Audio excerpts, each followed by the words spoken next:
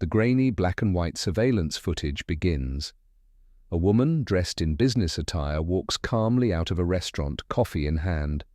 She moves toward her sleek Mercedes-Benz SUV, parked just a few steps away. Then, without warning, a man jumps out of a waiting vehicle. In an instant, the air thickens with tension. He approaches her, gun drawn, its silencer reflecting in the midday sun. She resists, throwing her coffee aside, struggling against his grasp. What happens next is both terrifying and heartbreaking. As she tries to flee, the man chases her around the car, firing shots. She stumbles.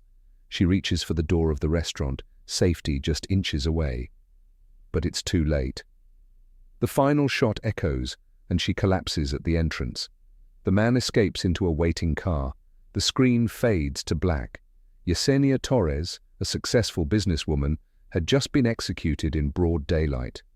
At first glance, it looked like a brazen robbery gone wrong, but the truth was far more insidious.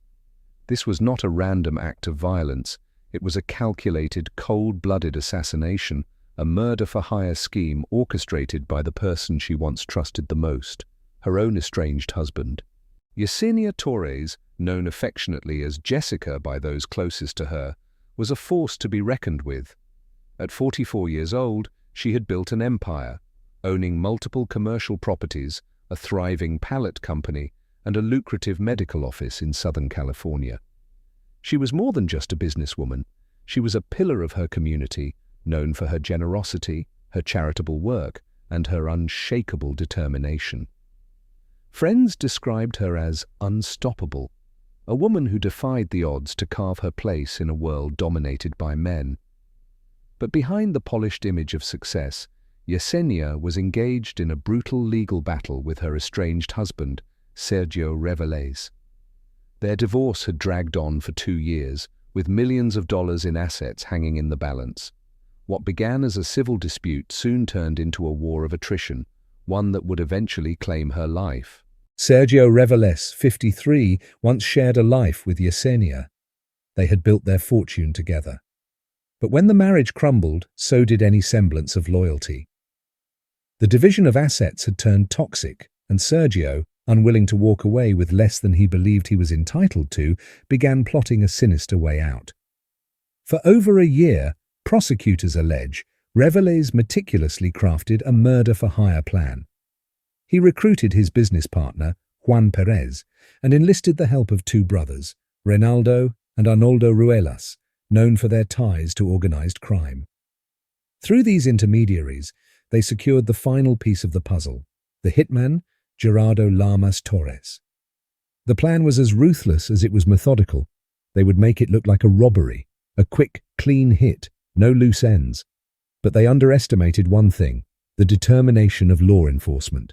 Extend our condolences to the family and the many friends who were impacted by this senseless criminal act. In a news conference, the San Bernardino police chief and county district attorney announced this was no random crime, it was murder for hire. The reason, a pending divorce. Definitely a murder for hire case. There is evidence to show that the suspects did stalk our victim for several days and months prior to this murder. All of this took place on January 10th in front of this restaurant in San Bernardino after police say this man, Sergio Reveles, the victim's husband, hired these other 4 men to kill her. Slowed her down, and the suspect again shot her an additional time with a fatal wound. Police say the shooter is 31-year-old Gerardo Torres. Also arrested the man investigators say drove the car. The brother of the driver was an employee of this pallet company, which is owned by this man, who leases the property from the victim and her husband. Court documents state they all assisted in this crime. Jessica was a businesswoman in our community. She was well known and well respected by many throughout the community. Investigators say in the last month they've recovered hundreds of thousands of dollars in cash for the murder and other evidence to prove their theory. And they hope these arrests will bring a little peace to those wondering how this could have happened at all. I pray that the efforts of our team, of our investigators, bring some small measure of closure to the family and all those impacted by this. In the immediate aftermath, police combed through surveillance footage, eyewitness accounts, and forensic evidence.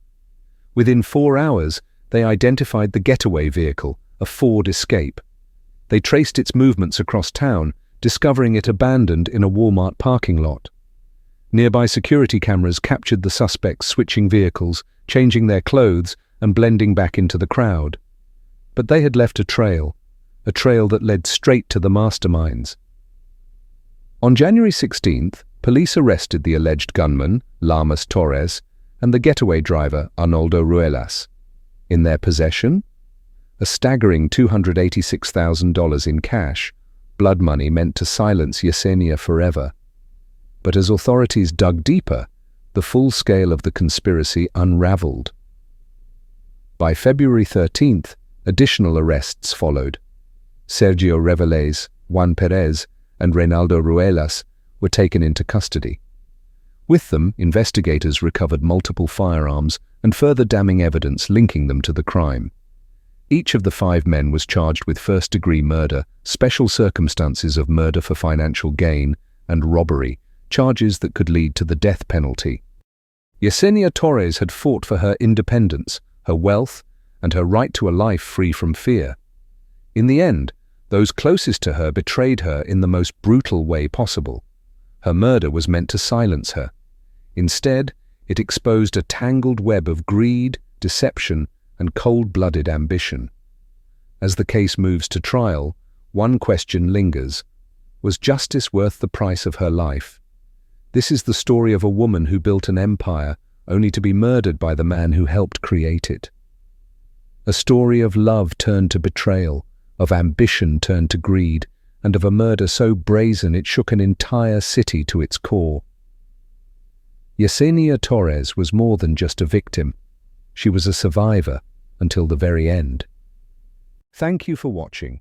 Please subscribe to our channel to stay up to date with the latest developments in this case and other important news. Your support helps us continue to bring awareness to critical issues and seek justice for those affected.